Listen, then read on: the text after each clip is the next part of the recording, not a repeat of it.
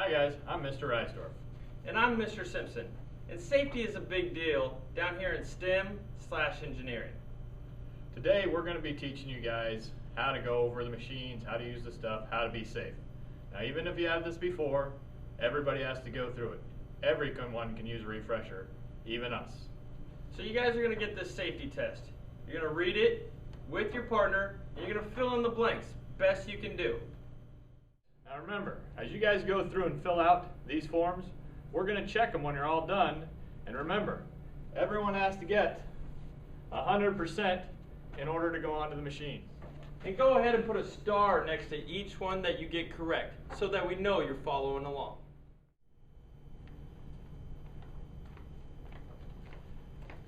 Now remember guys, we're going to be doing the ABCs of safety. That's always being careful. That starts the second we walk through that door. Guys, any kind of horseplay, shoving around, this and that, it's not allowed. It's strictly prohibited. Make sure you're not doing it. When we're back in any of this area, that means getting ready to go there, leaving our station. First thing we need is our safety glasses. Remember, they're only going to help you if they're covering your eyes. That's the most important part. When it comes to safety glasses, myself, Mr. Simpson, we'll make sure you guys know where those are at. Sometimes it's called the business zone. When you're on this gray mat, it's all business. You must have the safety glasses on when you are on the gray mat. Either my class or Mr. Reisdorf's class, business zone, safety glasses. Just simply ask your instructor.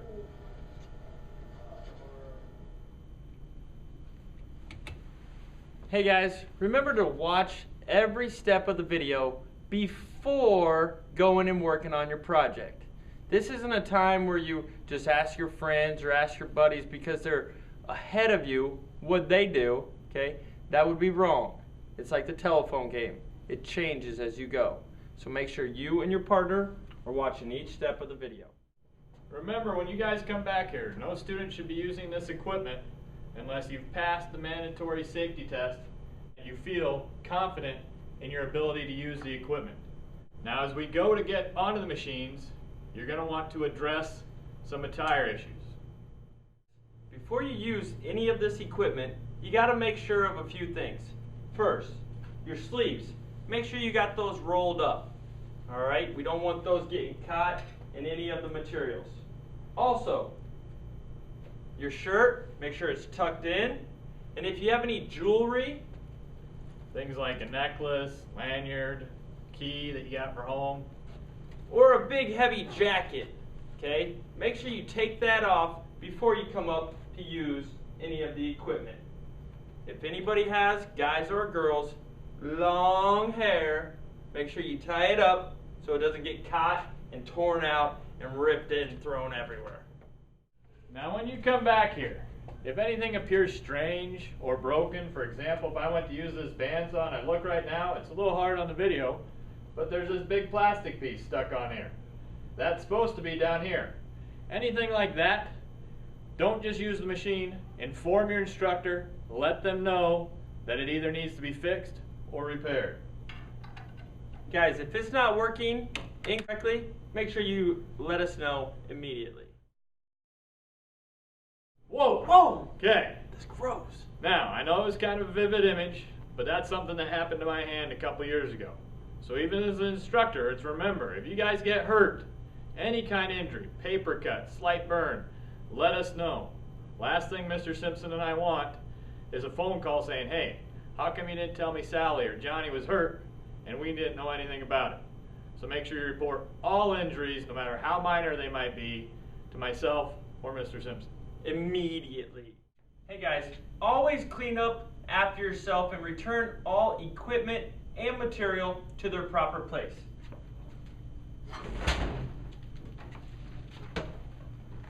Some examples are the dustpan, hand broom, big vacuum. As we said before, when it comes to safety glasses, things like this, we'll let you know where they're located on each side, but you use them, clean,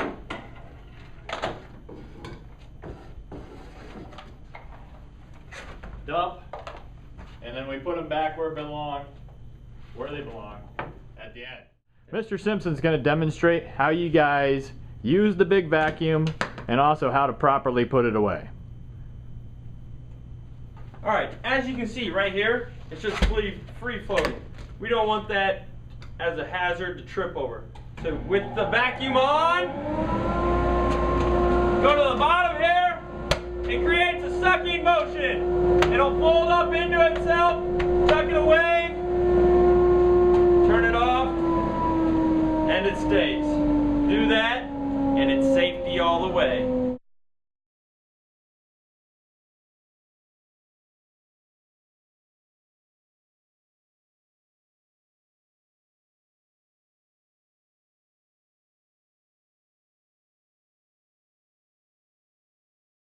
Here's the bandsaw. When we come to use the bandsaw, we need to make sure we're following all the rules while operating or using the bandsaw appropriately. With your material, make sure you mark it twice. That means put the pattern on, draw your line, double check to make sure you're on there, draw it again.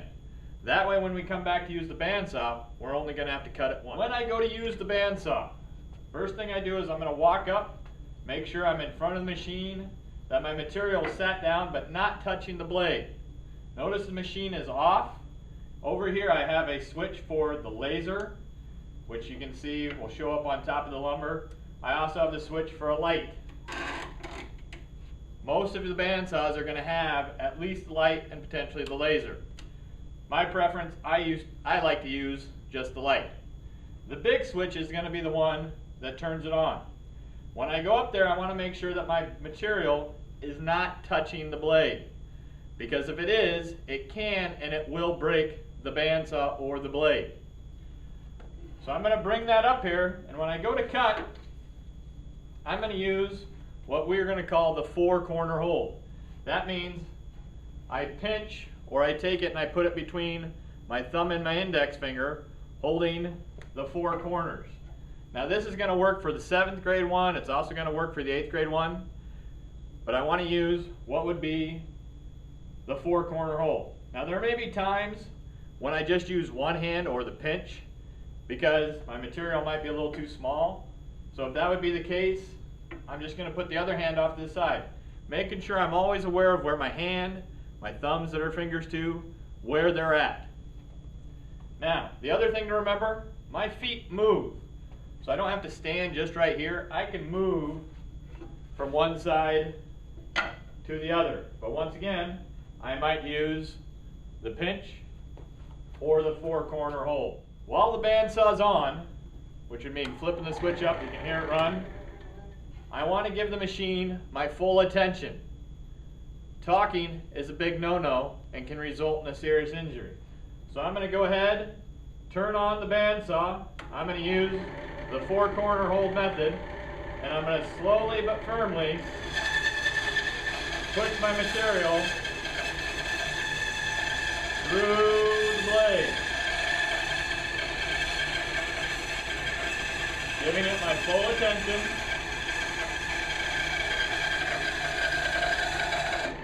I'm going to finish my cut. Now when I'm finished accurately making sure that I made my cut, when I'm finished, I'm going to go ahead and turn off the bandsaw. I listen and wait till I hear it stop. When it's come to a complete stop, then I can remove my material. Okay, and walk away. So before I walk away or remove my material, I want to make sure that bandsaw is off, check the lights, the lasers, everything is off before you walk away.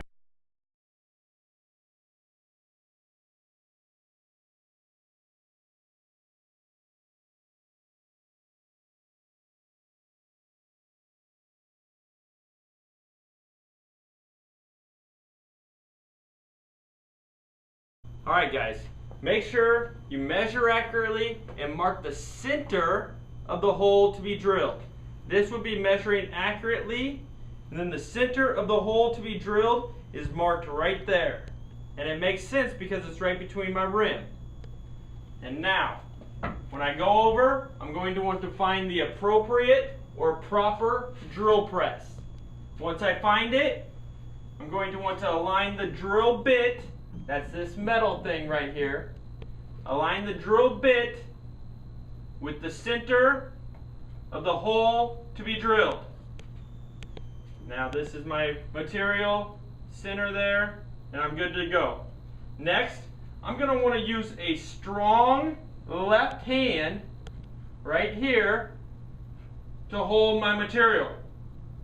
While at the same time, I'm going to use my right hand to pull the feed wheel down and into my material.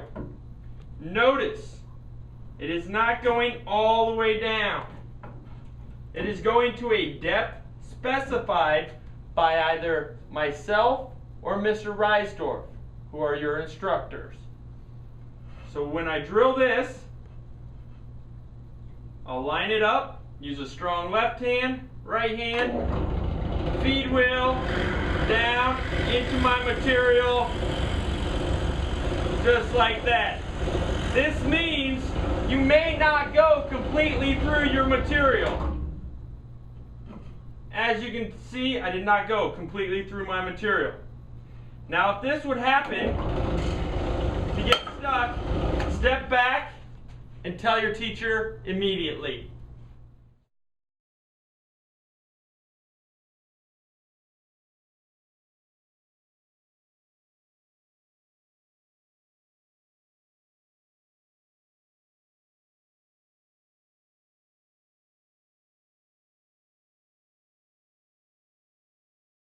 Well, hello, partner. How are you? Good.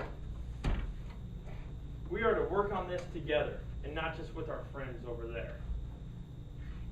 Sounds good. When we go to work, you guys are going to notice we got over by Mr. Simpson lots of different tools that we let you use at your stations. These are some of the miscellaneous things we have. There's things like the foam cutter that's right in front of Mr. Simpson. With the foam cutter, this gets very, very hot. The foam cutter is to only be used with foam, nothing else. It's not a laser. We also have the glue gun. The glue gun needs to be over this when not being used. You use the glue gun over the table. Or a cutting board if you got one.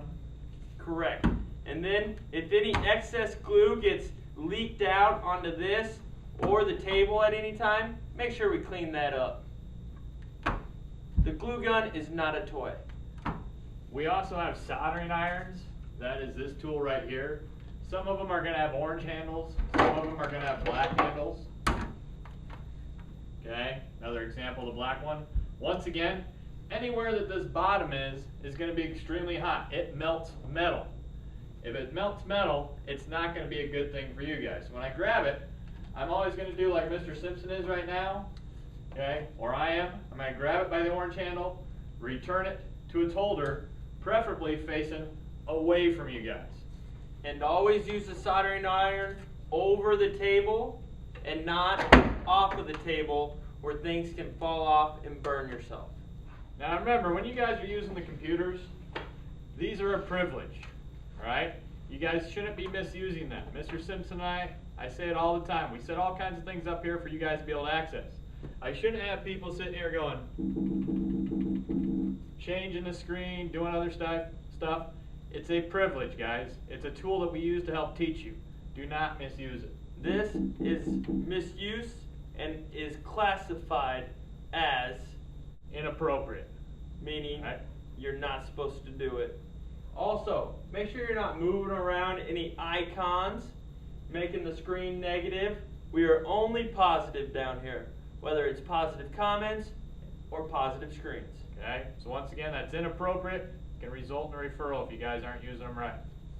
Now at the bottom of the sheet, you're going to see it says, if your name choose not to abide by these, then you will not participate, or instead you're going to do book work. Other assignments Mr. Simpson and I come up with you guys. So this is an agreement for you guys at the end of this test, saying that you're going to follow so that everyone's safe, everyone comes out here having a good time, injury-free. You guys will have fun, but you must remember to be safe and to not mess around, and then everything's going to be okay. Our ABCs, right? Always be careful. Always be careful.